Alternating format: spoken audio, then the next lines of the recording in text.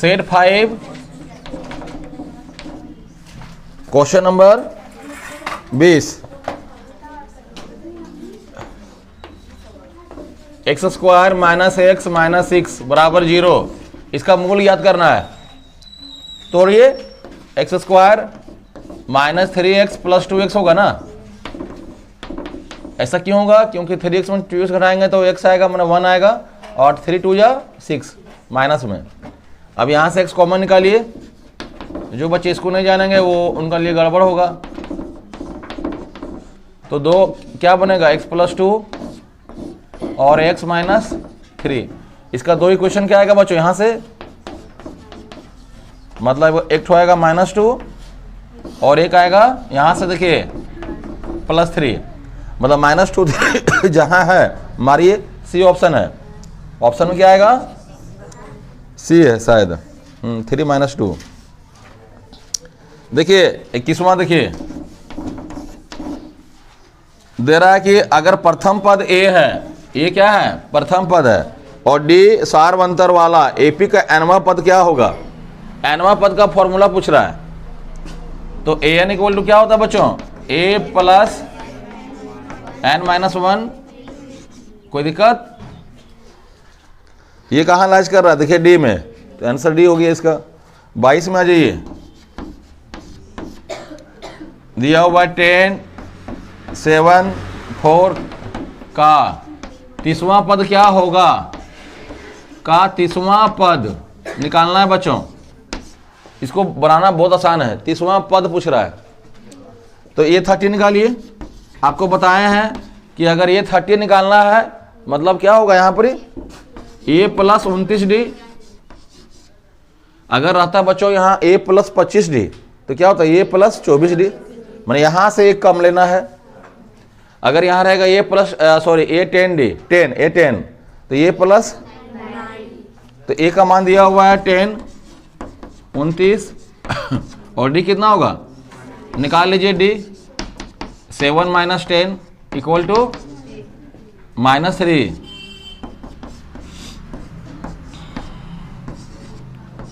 -77 वो भी माइनस में, ये 30। ठीक है, आंसर जो है ऑप्शन में सी में दिया हुआ है। क्वेश्चन नंबर, चलिए इतना उतारिए, 23 5 7 9 11 का कौन सा पद, का कौन सा पद 27 होगा। यही क्वेश्चन है ना, कौन सा पद। तो देखिए यहां पर ए 5 हो गया, A equal to D equal to, मतलब A2 माइनस A1 2 आ गया। AN का फॉर्मूला लगा दीजिए, A प्लस, यहाँ AN दिया हुआ 27, A equal to 5, N minus 1 into D, D कितना दिया हुआ 2। तो 5 को इधर लाइए, 27 में 5 घटेगा, कितना बचेगा 22। 22 को 2 से डिवाइड कीजिए, 11, एक जोड़िए तो 12, मतलब 12वां पद। ऑप्शन में दिया हुआ ए, मार लेना।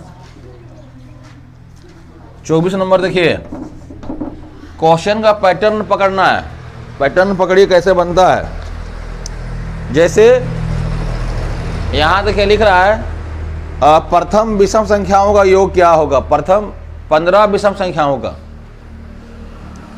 तो प्रथम 15 विषम संख्या क्या क्या होगा, 1 होगा, 3 होगा, 5 होगा, 7 होगा, 9 होगा, इस तरह बढ़ेगा, है कि नहीं।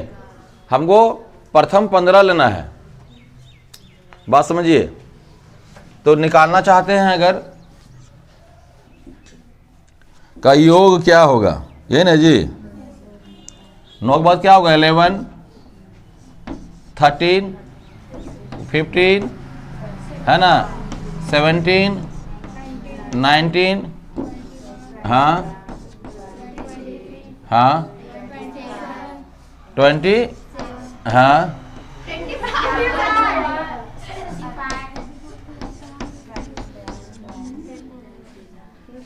इसमें आपको एक चीज हम सिखाएंगे इसलिए कर दे रहे हैं। 3 6 3 9 3 12 3 15 हो गया ना। देखिए मेरे पास यहाँ ए क्या होगा 1, डी क्या है, देखिए संबंध दो का अंतर है, दो का हमको योग पूछ रहा है। तो योग का फॉर्मूला क्या होता है, S N equal to n/2 a plus A N, यही ना होगा। ए एन का मतलब क्या हुआ, अंतिम पद। तो n कितना हो गया बच्चों 15/2, यहाँ a कितना हो गया 1 और ए एन क्या हो गया 29। तो 15/2 इंटू 30 कर दो, काट दीजिए 225। आंसर क्या आ जाएगा, ऑप्शन में दिया हुआ सी नंबर, मारिए छक्का।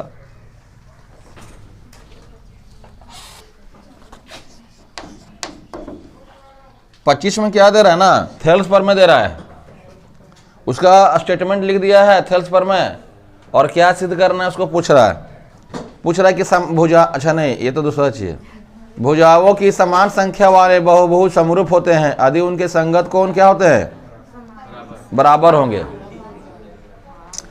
तो भुजाओं की समान संख्या वाले बहुभुज समरूप होते हैं जब उसके संगत कोण, समरूपता का नियम को याद रखिएगा कि संगत कोण बराबर होता है और भुजाएं समानुपातिक होती है। तो 25 का आंसर क्या होगा, सी।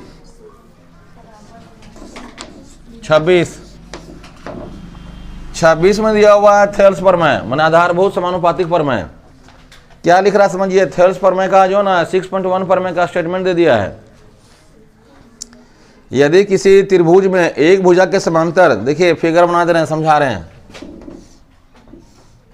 इसको याद रखिएगा बच्चों। यदि किसी त्रिभुज में एक भुजा के समांतर बने, बेसिक समांतर एक लाइन हम खींच दिए डी, तो क्या बनता है AD/DB इक्वल टू EC। इसका आंसर क्या हो जाएगा, तो दो भुजाओं को क्या करेगा, वो समान अनुपात में विभाजित करेगा। तो 26 में आंसर क्या होगा बच्चों, समान, मतलब ए ऑप्शन है ना। समान अनुपात में क्या करता है वो, असमान मत लिख देना। 27 समरूप त्रिभुजों के संगत भुजाएं क्या होती है, अभी बताएं, समानुपातिक है ना। संगत कोण रहेगा तो बराबर, अगर भुजाएं हैं तो वो एकदम दिमाग में ठूस लो इसको, तुरंत पूछे तुरंत गलती बता दी।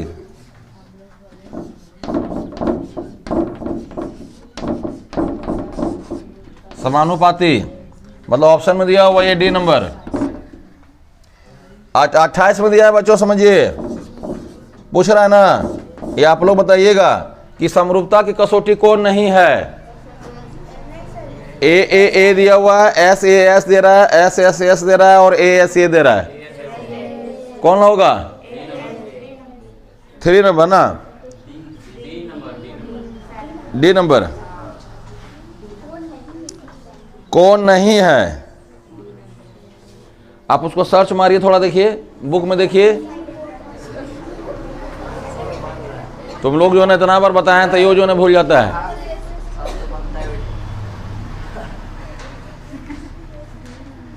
देखिए ये क्वेश्चन पहले भी था,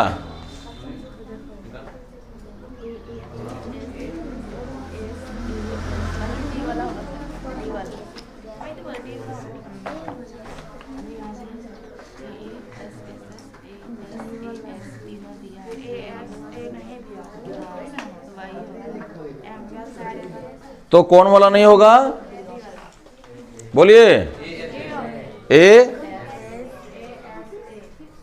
आंसर डी में आएगा ना,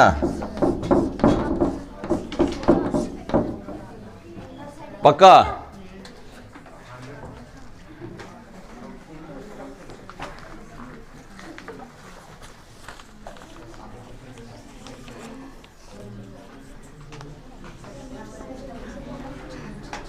उनतीस नंबर आइए,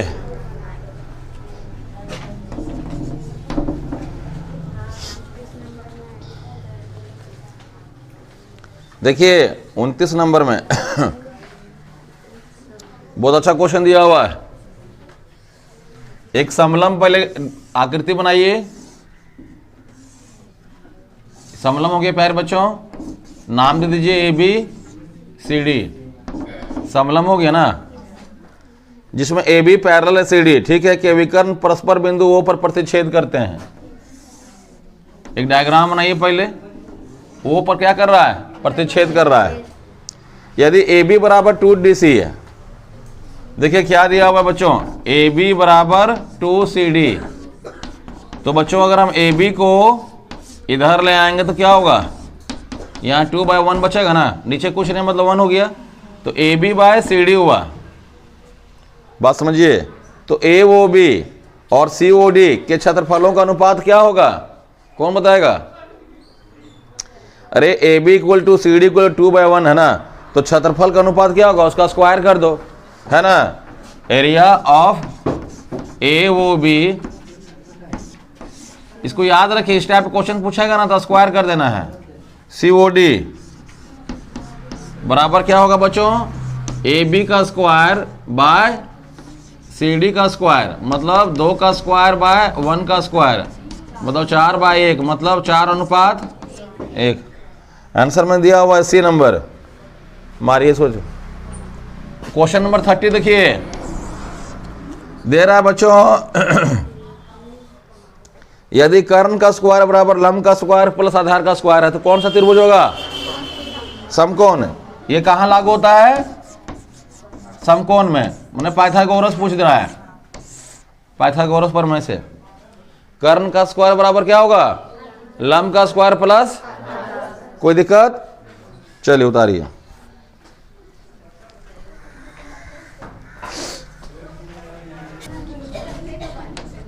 देखिए क्या दिया हुआ है, किसी समकोण त्रिभुज में आधार तथा लंब की लंबाई दिया है। आधार 5 सेंटीमीटर है,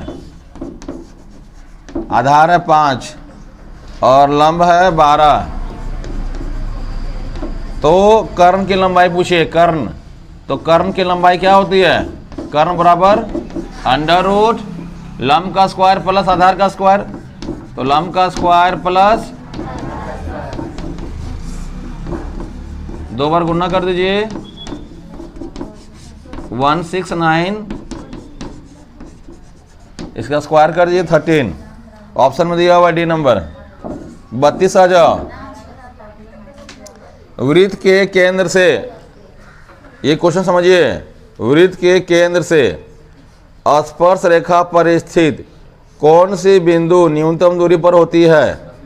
तो स्पर्श बिंदु वृत्त के केंद्र से, देखिए ऐसे डायग्राम बनेगा। वृत्त के, ये केंद्र हो गया, केंद्र से स्पर्श रेखा पर, मान लीजिए ये स्पर्श रेखा है ना, तो यहां पर जो स्पर्श करेगा ना वो इसका सबसे नजदीक का पॉइंट होगा।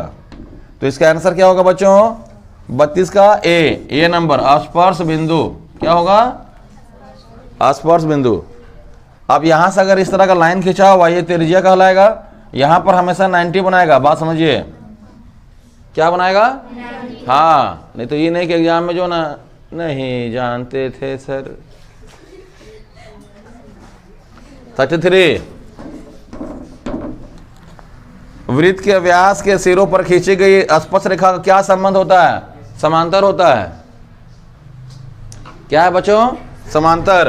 देखो पूछ रहा है ना कि एक लाइन यहाँ खींचा, एक लाइन यहाँ खींचा, तो ये लाइन और ये लाइन क्या होगा? हाँ, वृत्त के व्यास, व्यास का मतलब क्या हुआ, ये लाइन यहाँ और यहाँ, वृत्त के व्यास के सिरों पर खींची गई स्पर्श रेखा में क्या संबंध होगा? तो ये आपस में क्या होंगे? समांतर होंगी, है ना। मेरा ऑप्शन बी नंबर। ये नहीं गलती करके छुट्टी आ जाओ। 34 नंबर आइए। ओ केंद्र वाले, देखिए एक वृत्त ले लो, इसका केंद्र ओ ले लो।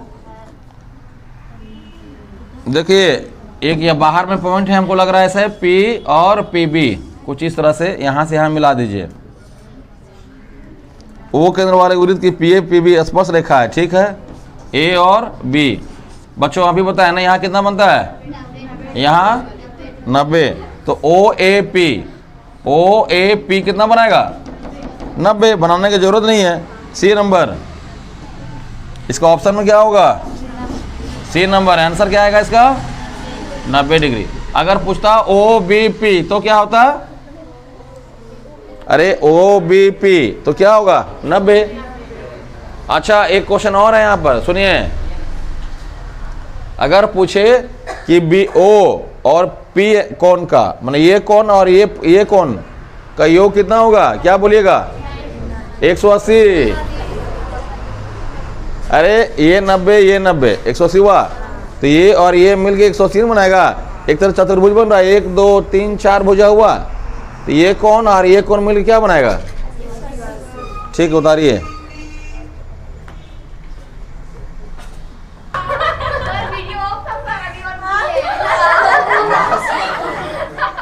चलो ठीक से